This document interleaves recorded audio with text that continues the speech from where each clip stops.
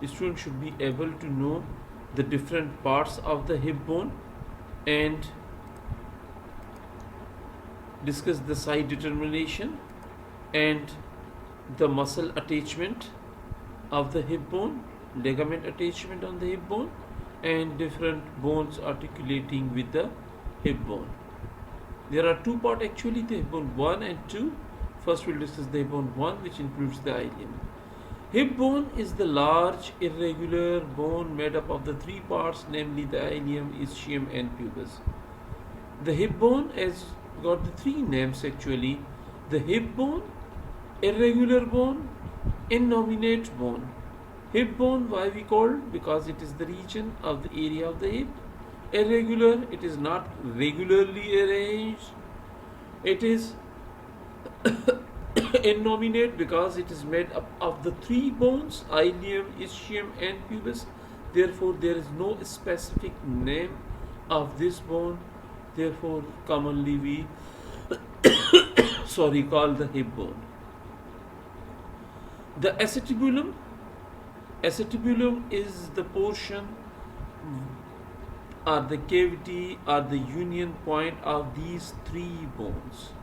The ilium, which is expanded and forming the upper portion of the hip bone. The ischium, which is forming the posterior inferior portion of the hip bone. The pubis, which is forming the anterior inferior portion.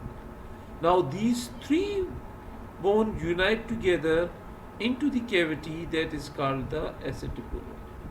Into the acetabulum, that is the head of the femur. This is the head of the femur. Head of the femur, this one. Head of the femur fit into this cavity over here, and forming the hip joint. And the 2/5 portion of the acetabulum is found by the ilium over here. This is the 2/5 portion. 2/5 by the ischium and 1/5 by the pubis.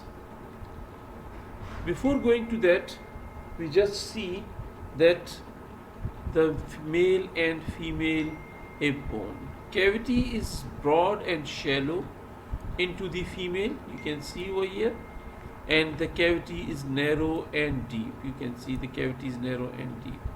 Pelvic inlet oval and outlet rounded, oval and outlet rounder, smaller inlet and outlet over here. Bones are lighter and thinner into the female, and bones are heavier and thicker into the male. Pubic angle is large. Pubic angle is large into the female, and the pubic angle is small into the male. Coccyx more flexible and straight. The coccyx more flexible and straight, and the coccyx over here that is less flexible and more curved. Ischiotuberosity short, more everted. Ischiotuberosity is short, more everted. Ischiotuberosity is long, face more towards the medial side. Side determinations, how we can identify that which side of the hip bone is that one. Acetabulum always lies on the lateral side. It's the acetabulum always lies on the lateral side. Ilium forming the upper portion, upper part of the bone. It lies above the acetabulum. Obturator foramen, small foramen over here, that lies below the acetabulum, bounded anteriorly by the pubis and posteriorly by the ischium bone over here. Now the anatomical position, that how it lies to the body. If we know the anatomical position and hold in anatomical position, it will be very easy to understand the hip bone.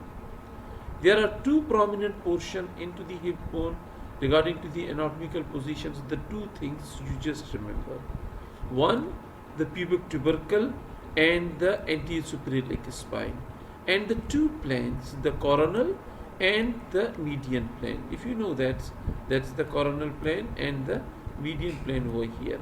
That is the pubic tubercle, anterior superior spine, same into the coronal plane, and facial surface into the median plane. You can see over here, this is the anterior superior iliac spine, this is the pubic tubercle.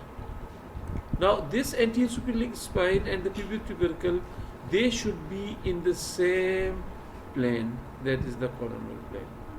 And over here there is the symphysial surface or the pubic symphysis over here, and this symphysis, pubic symphysis, should be on the median plane. If sorry, these 2 point and the symphysis point over here, they are in the same plane, holding just like this one, it means the anatomical position is now correct, and we can identify that which bone is of which side. First of all, we discuss the ilium.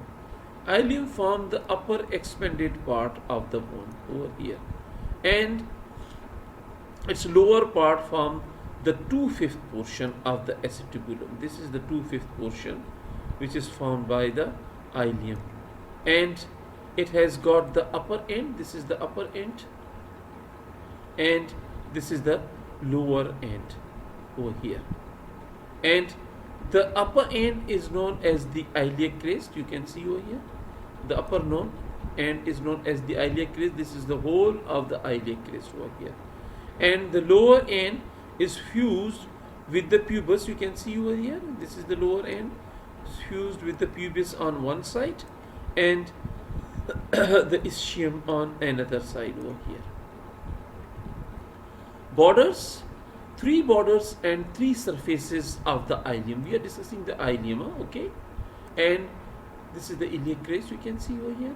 This is forming the upper end, and anterior, posterior and medial border, gluteal, iliac and sacropelvic surface. Iliac surface is also known as the iliac fossa. First we'll discuss the iliac crest. This is the iliac crest. The iliac crest is forming the upper boundary of the ilium portion, as we know very well, and it is broad, convex ridge from the upper end of the ilium. As I told you, curvature, it vertically curve upward, anterior posteriorly concave, anterior posteriorly it is concave in front and concave behind. It has got the anterior end and the posterior end. Anterior end is known as the anterior superior iliac spine, and posterior end is known as the posterior superior iliac spine. In other words, we can say the iliac crest is starting from the anterior superior iliac spine and become end at the posterior superior iliac spine. It start from over here and end at this portions over here, at this portions. That is the iliac crest. Now, the important thing regarding to the anterior iliac crest, this iliac crest has got the 3 areas. One is the outer lip, another is the inner lip, and the intermediate area. The outer lip is towards the gluteal surface, or the outer area where the acetabulum is fit. The inner lip towards the inner side or towards the iliac fossa side, and the intermediate area is broad and present at the central portion. Iliac crest is also divided into the anterior 2/3 ventral and 1/3 dorsal areas. Now, the importance of this iliac crest clinically, the highest point of the iliac crest, and this highest point of the iliac crest easily can be felt on the flank, and this highest point of the iliac crest has the clinical importance. How? The lumbar area or the vertebral column is going over here, and this highest point of the iliac crest of the hip bone is at the level of the 4th lumbar vertebrae, or you can say it is in between the L3 and L4. Now this is the area for the spinal puncture. This is the spinal column which is coming over there, and the spinal puncture we'll put the needle over here for the three purposes. One, for the diagnostic purposes, we just take the spinal fluid for the evaluation of the different disease for the diagnostic. For the therapeutic purposes, we give the different medications from here. And for the anesthetic purposes, we provide the anesthetic drug to anesthetize the lumbosacral plexus during the surgery. That is the clinical importance of the iliac crest. Now first come to the borders of the ilium. Anterior border. Anterior border is start from the anterior superior iliac spine. This is the anterior superior iliac spine. This start from the anterior superior iliac spine and goes downward and reach towards the acetabulum up to this one. And lower part of the border is small elevated area over here that is known as the anterior inferior iliac spine, just below to the anterior superior iliac spine. That is the anterior inferior iliac spine. Then the posterior border. Obviously the posterior border is just starting from the posterior superior iliac spine over here, and it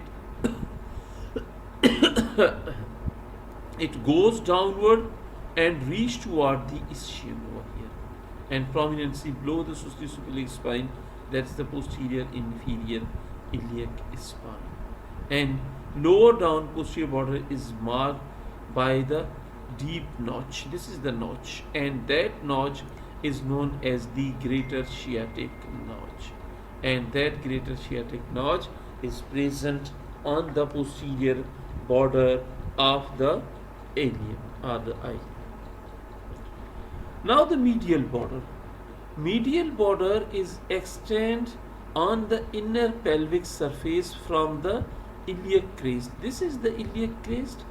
This is the inner lip of the iliac crest, and from here the medial border is starting. It goes downward and it becomes continuous with the iliopectineal line and become reach towards the pecten pubis or up towards the pubis. This is the medial border, and that medial border separate the iliac fossa from the sacropelvic surface. This is the sacropelvic surface, and lower rounded border forms the arcuate line or the inlet of the pelvis. This is the arcuate line actually.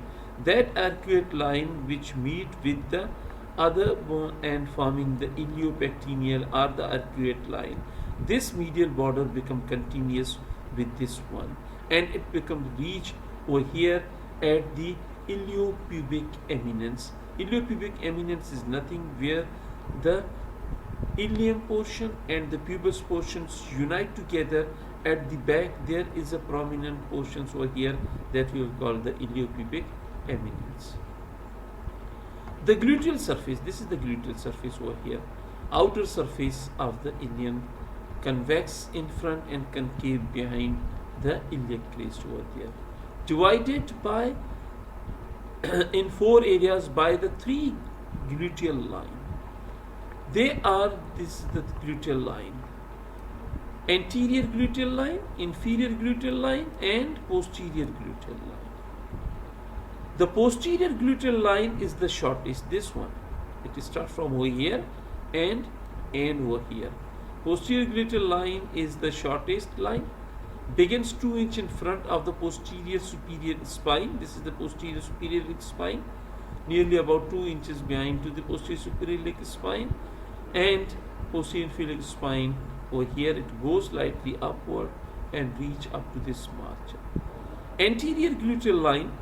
The anterior gluteal line, this is the anterior gluteal line, which starts from over here and up to the mid of the shoulder. Anterior gluteal line, this is the longest. It just starts behind the 1 inch of the anterior superior iliac spine. This is the anterior superior iliac spine. nearly about 1 inch. Over here it goes backward and obliquely it curves again, comes downward and reach towards the mid portion of the greater sciatic notch over here, and it reaches over there. This is the posterior, this is the anterior. Now come towards the inferior. Inferior gluteal line start over here and end at that margins. And it is ill defined. It is just a little above to the anterior inferior gluteal line. This is the anterior inferior line. It just behind to the anterior line start over here and reach at the lower portion of the greater sciatic notch. The iliac fossa. The iliac fossa or the iliac surface is a large concave surface. It is smooth and it is situated in front of the medial border. If you have remembered, this is the medial border.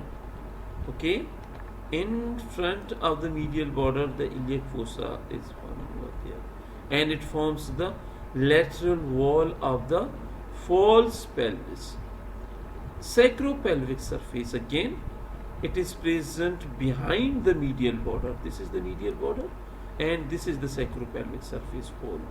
And this is the uneven area, and it is divided into 3 parts.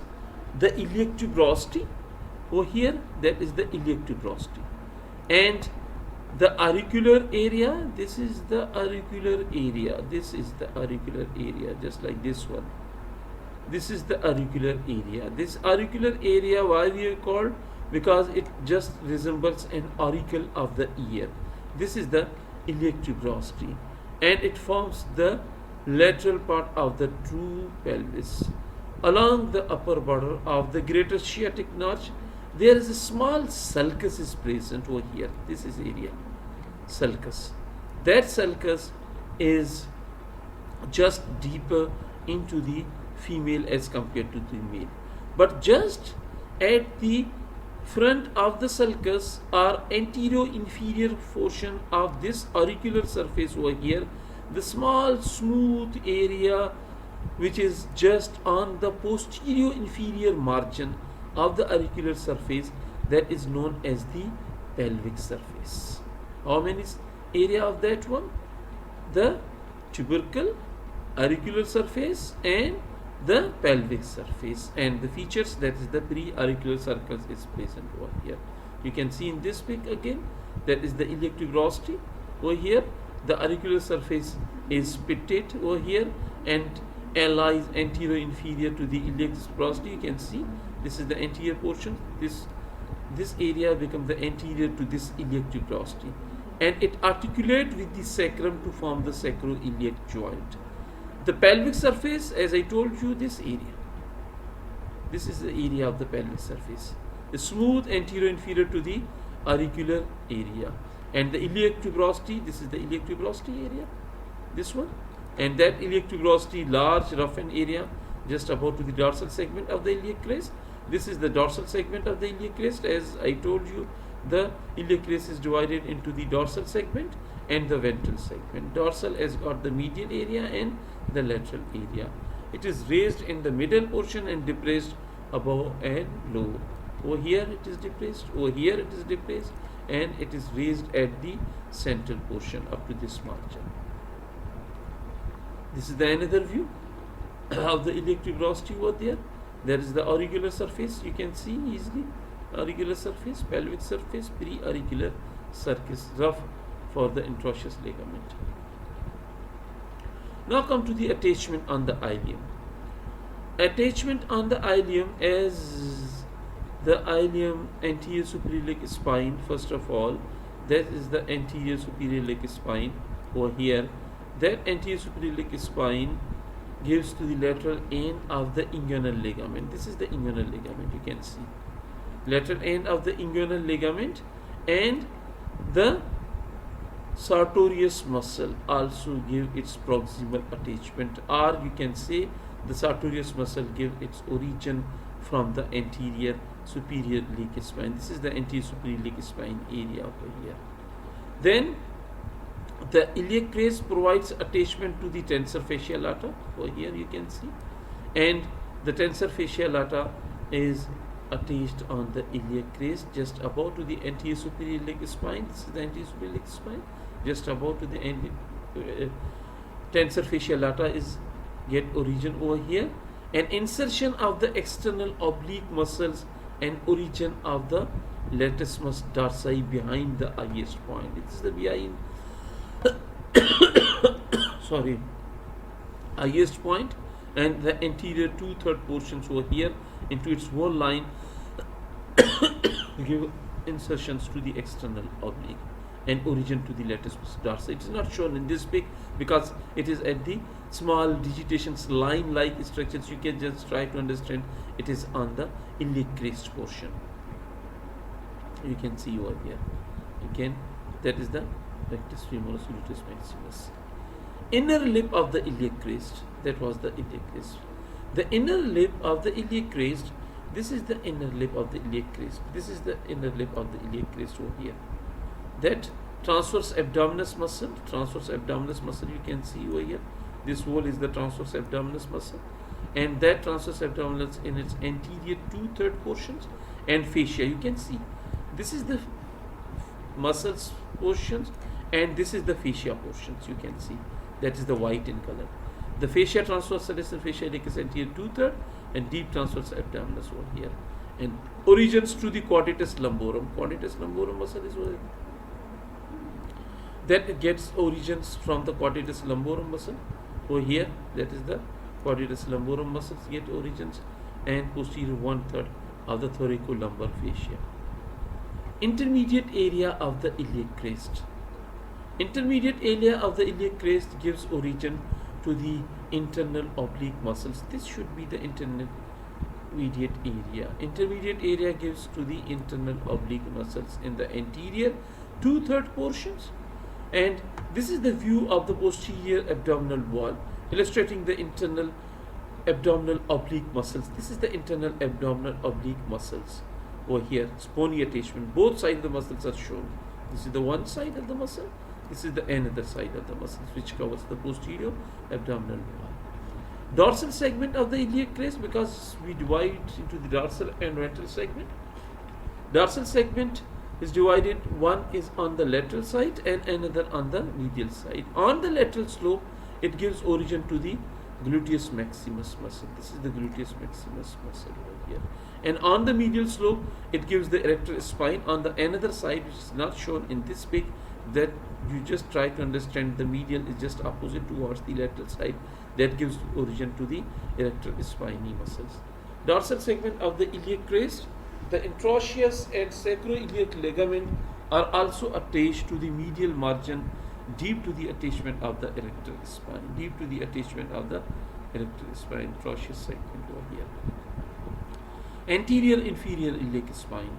The anterior inferior iliac spine over here, it gives origin to the straight half the rectus femoris. Rectus femoris just like this one over here, and lower part of the spine gives attachment to the iliofemoral ligament. This is the iliofemoral ligament, and that is the strongest, one of the strongest ligament of the hip bone.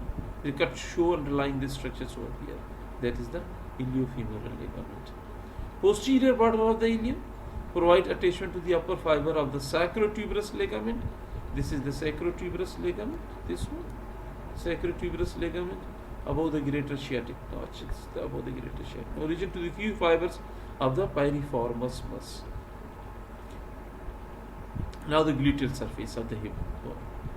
As the gluteal surface, we divide into the 4 areas by the 3 gluteal line, if you have remember, and these 3 gluteal line is the posterior, anterior and inferior gluteal line, and just behind to the posterior gluteal line over here, that is the posterior gluteal line, give origin to the gluteus maximus muscle. Then between the anterior and posterior gluteal line, the anterior gluteal line and posterior gluteal line, the gluteus medius gives origin over there. And between the anterior and inferior gluteal line, the gluteus minimus muscle over here.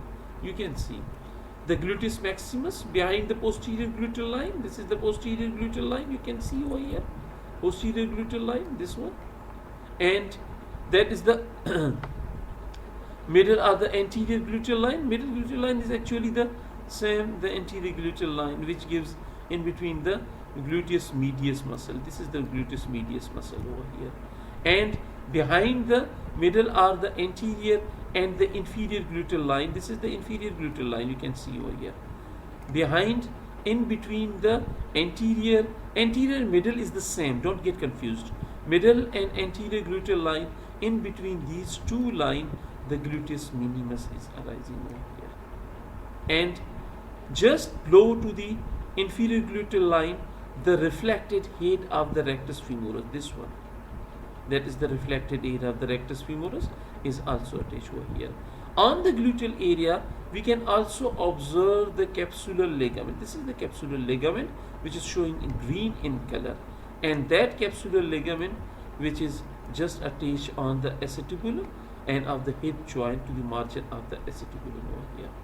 In another pic, you can again see the gluteus maximus, gluteus medius, gluteus minimus, and the reflected head of the rectus femoris and the capsule which is attached on over here.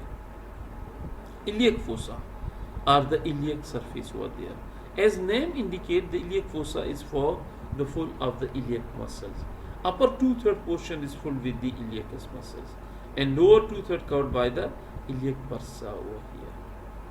The iliac tuberosity provides the attachment to the interosseous or sacroiliac ligament in its greater part, and posteriorly the dorsoiliac ligament, and superiorly the dorso-lumbar ligament. Obviously superior side the lumbar area, and therefore the iliolumbar ligament is attached on the superior side. Convex margin of the auricular surface provides attachment to the ventral sacroiliac ligament. In other words, you can say that whole of the iliac tuberosity, you can see over there, iliac tuberosity where? At the sacropelvic surface. It give for the attachment of the ligament. You just remember the name of the ligament over here. You can see that it is for the attachment of the ligament. Then further you can go ahead, then remember the interosseous and the dorso and the iliolumbar ligament, and apart from that the sacroiliac ligament is also present over here. On the pelvic surface, as I told you, the pelvic surface is a small surface which is anterior-inferior portion of the auricular surface, just above to the pre-auricular sulcus. It gives attachment towards the origin of the few fibers of the piriformis muscle. And on the auricular sulcus, sacroiliac ligament is attached, and rest of the pelvic surface provide origin to the obturator internus because it is on the obturator foramen. Second part of the hip bone. Second part of the hip bone is the second portion of the hip bone, that is the pubis. Pubis is a small flattened from before backward, has a superior border and the pubic crest. Lateral end of the pubic crest is known as the pubic tubercle. This is the pubic tubercle, which is the lateral end of the, and posterior surface form the anterior wall of the true pelvis. Superior ramus of the pubis. It has got the pubis. When generally we see the pubis has got the superior ramus, inferior ramus, superior ramus, and body of the pubis over here. And the superior ramus extend from the body towards the acetabulum. Superior ramus, this one, extend from the body and towards the acetabulum over here. Pectineal line or the pectine pubis become continuous with the superior border over here. Superior ramus continuous with the superior border.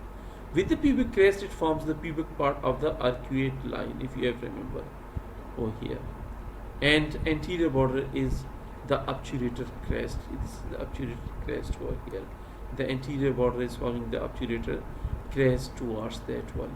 In other words, you can say that the superior ramus has got the superior border, anterior border, and arcuate line are the pubic border, are the pubic crest over there. Inferior border of the superior ramus, it is sharp over here, and it forms the upper margin of the obturator foramen. This is the obturator foramen. This is the upper margin of the obturator foramen, which is formed by the inferior border of the superior ramus over here. Pectineal surface, triangular area between the anterior and superior border. Between the anterior and the superior border, this is the small triangular area over here. That is the pectineal surface. It is triangular in shape and extends from the pubic tubercle to the iliopubic eminence. If you have remembered the iliopubic eminence at this side where the ilium and pubis is coming, and it is iliopubic eminence is present at the arcuate line, and that arcuate line or iliopubic or pectineal line become continuous with the medial border of the ilium, if you have remember. And the pelvic surface, as we have discussed, it's a small smooth surface over here, and it continues with the pelvic surface of the body of the pubis. This is the body of the pubis over here. Obturator surface again small between the anterior and inferior border towards the obturator foramen, and it is towards the obturator groove is small present over here at the obturator surface. The inferior ramus, this is the inferior ramus from here up to this one. This is the inferior ramus of the pubis. Up to this one, inferior ramus of the pubis to ramus of the ischium medial to the obturator foramen. It becomes continuous with the ischium. This is the ischium portion, and it becomes continuous with the ischium. That is the ischium portions over here. That is the border of the ischium. It becomes continuous with the ischium and forming the ischiopubic rami. It unites with the ischial ramus, and ischiopubic rami is forming over there. Now comes to the ischium. Ischium is thick, broad, and forming the 2/5 portion of the acetabulum, if you have remembered. This is the 2/5 portion, which is forming by the ischium portion. This is whole of the ischium area over here, and posterior inferior part of the hip bone, and posterior boundary of the obturator foramen. This is the obturator foramen. This is the posterior border of the obturator foramen, which is forming by the ischium bone over here. Has a body. This is the body of the ischium, and lower end from the ischial tuberosity. This area was known as the ischial tuberosity over here. You can see over here. That is the ischial tuberosity. As anterior, posterior, and lateral border. This has got the anterior border, lateral border, and the small posterior border. As a femoral, dorsal, and pelvic surface. Femoral surface towards the femur over here, and the dorsal surface and the pelvic surface on the back over here. That is the ischium portions over there. Now, attachment on the ischium. This is the ischium. That is the ischial tuberosity, you can see. Over here, we divide into the two portions. The ischial tuberosity we divide into two portions. One is the upper area, and another is the lower area. The upper area is divided into the lateral and the medial area, and on the lateral the semimembranous muscle is attached over there, and the semitendinosus and the biceps femoris is attached over there, and the sacrotuberous ligament is attached on the side over there. And at the lower area, the adductor magnus muscle is over here, and the quadratus femoris. But at the adductor magnus area on the ischial tuberosity, there is a bare area which filled with the fat, and that is the area when we sit on the ground, it faces towards the ground over here. When the ramus we can see over here, and on the ramus of the ischium, that it becomes continuous with the adductor magnus over here. And the attachment on the pubis, we can also observe the attachment on the pubis. Over here, if you have remembered, that is the pectineal line, superior ramus of the pubis. This is the superior ramus of the pubis, and this is the inferior ramus of the pubis. Superior ramus of the pubis over here, which gives the attachment towards the pectineus muscle. This is the pectineus muscle over here. And at the pubic crest, the inguinal ligament is attached over here. And that inguinal ligament is give attachment from the pubic crest and reach toward the pubic tubercle over here. Just below to the pubic tubercle, on the superior ramus of the pubis, the adductor longus muscle is attached over there. This is the body of the pubis. This is the superior ramus, and at the lower portion, the inferior ramus. And on the inferior ramus, first of all, you just start from the lower border. That is the gracilis muscle is attached over here. Then the inferior ramus of the pubis over there. Then the adductor brevis at the central portions, you can see over there, adductor brevis, and at the margin of the obturator foramen over here, obturator externus is attached. Obturator externus on the cavity side, that is the, which cavity over there? That is the acetabular cavity or acetabulum. And the obturator internus on the other side or opposite side over there. And the obturator internus on the opposite side. In this pic again, you can see over here, that is the ischial tuberosity is going over there. That is the semitendinosus, semimembranosus, adductor magnus, and the semimembranosus over there. And just at the portion of the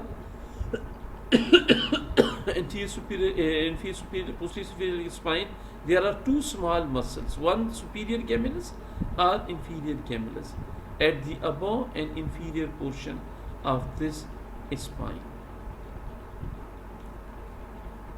That is the rectus view. Another view which gives the attachment over here, iliac fossa, iliac muscle, sartorius, and the rectus femoris over there. And that is the origin of the psoas major, we can see. Pectineal muscle on the pectineal line, adductor brevis, gracilis, obturator externus, you can see over there, adductor magnus, and the quadratus femoris on the pubic side over here. This is the another view showing the attachment of the muscles. You can see over there, superior inferior gemellus over here, and the sartorius, rectus femoris, reflected head of the rectus femoris, and tensor fasciae lata.